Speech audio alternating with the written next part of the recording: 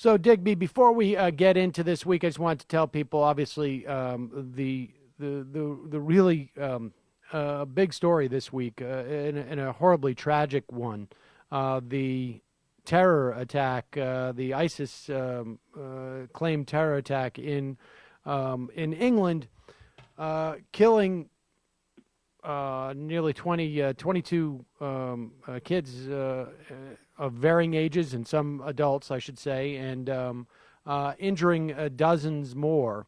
We talked to Gavi Marone later in the program about that, and about opportunities perhaps for tracking the financing of this type of terror attacks, and to the extent that there is any, this is one of those things where we don't really know what's going on for a couple of weeks before the information really gets settled. But let's talk about, what else was going on overseas this week was President Trump's first overseas trip representing this country.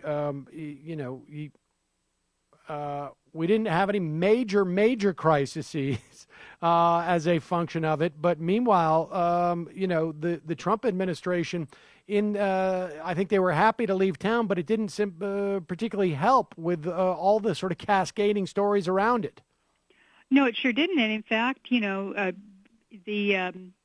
they were leaving, as the plane was lifting off, there were, like 4 or 5 stories that just rushed out about the Russian investigation on Friday when they left. And, Trump, he's obviously not used to traveling. He made a number of errors. I mean, I guess they weren't major errors. He didn't completely sell out the United States to, the Philippines or something. But he did use the wrong words in his big speech on Saturday when he was talking about Islamist versus Islamic. Right.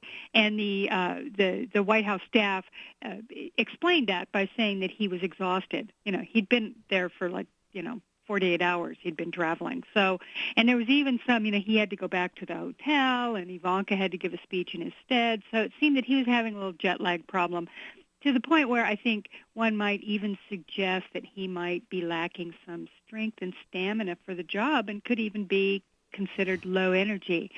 He seemed to be able to pick it up a little bit as the week wore on. He did manage to completely screw the pooch when he was talking to Prime Minister Netanyahu in Israel, when he basically confirmed the fact that he had given Israeli secrets to the Russians. Very foolishly did that, and then he went on his way out of Israel, stopped at the Holocaust memorial there, a very, very, very, serious and sacred place, and wrote in the guest book there, where people generally, world leaders, leave some kind of quasi-poetic, or at the very least dignified message about the meaning and seriousness of the place. And he wrote, really great to be here with all my friends. Awesome. Yeah, awesome. And put an exclamation point with a little circle underneath it. And just, awesome, I mean, it was a match note. Yeah. Awesome, and never forget. Never forget. We'll never forget. Totally. And, which, of course, is like the trademark. I mean, it's as if it was like a trademark phrase for the Holocaust.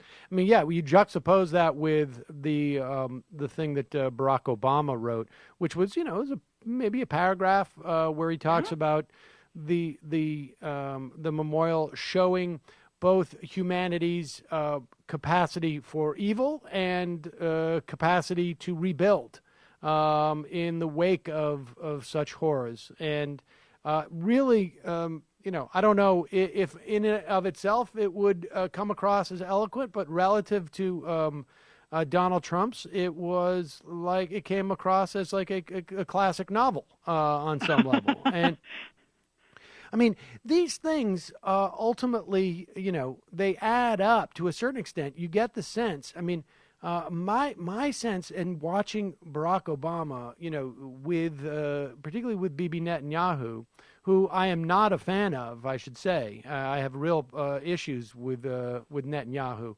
But there's something particularly embarrassing about the whole thing when you're looking at, you're seeing the reactions from people who do not live in this country to our president, and that's just sort of like a low grade visceral reaction. But it does begin to accumulate and aggregate, and this week we saw the release of transcripts where Trump was talking to Duterte.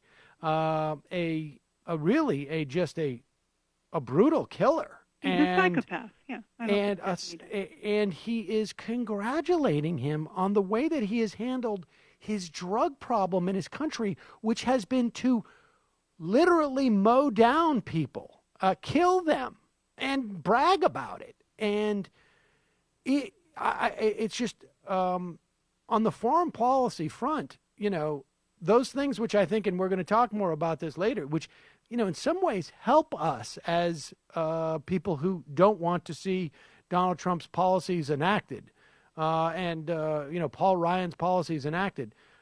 Those things hurt all of us when it comes to the foreign policy front.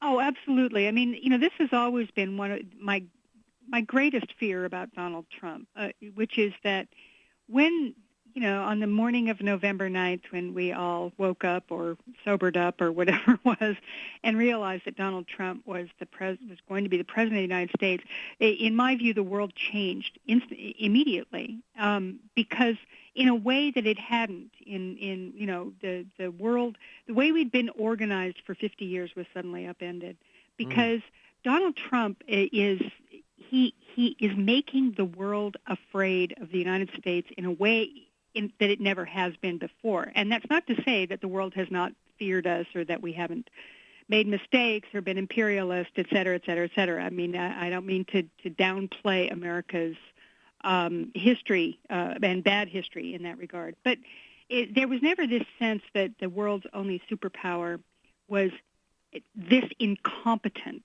that was going to be led by someone who was completely unqualified for the job in a way. And I don't think even then we knew just how bad it was going to be. There was probably still some hope that he would hire people or the Republicans would tame him somehow. But I certainly never believed that anyone could do that. It seemed obvious to me that this guy was not going to listen to anyone, and that he was such a narcissist that he was going to insist upon being the guy in charge regardless of what anybody said.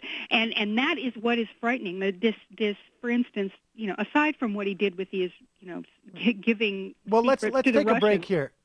Digby, let's take a break here. Let's talk more about this on the other side, because I think there's some, I think there's one central point about foreign policy that I don't think I fully appreciated until Donald Trump became president. We'll talk about that and more when we come back. Sam Seder, Ring of Fire Radio. I'm talking to the great Heather Parton.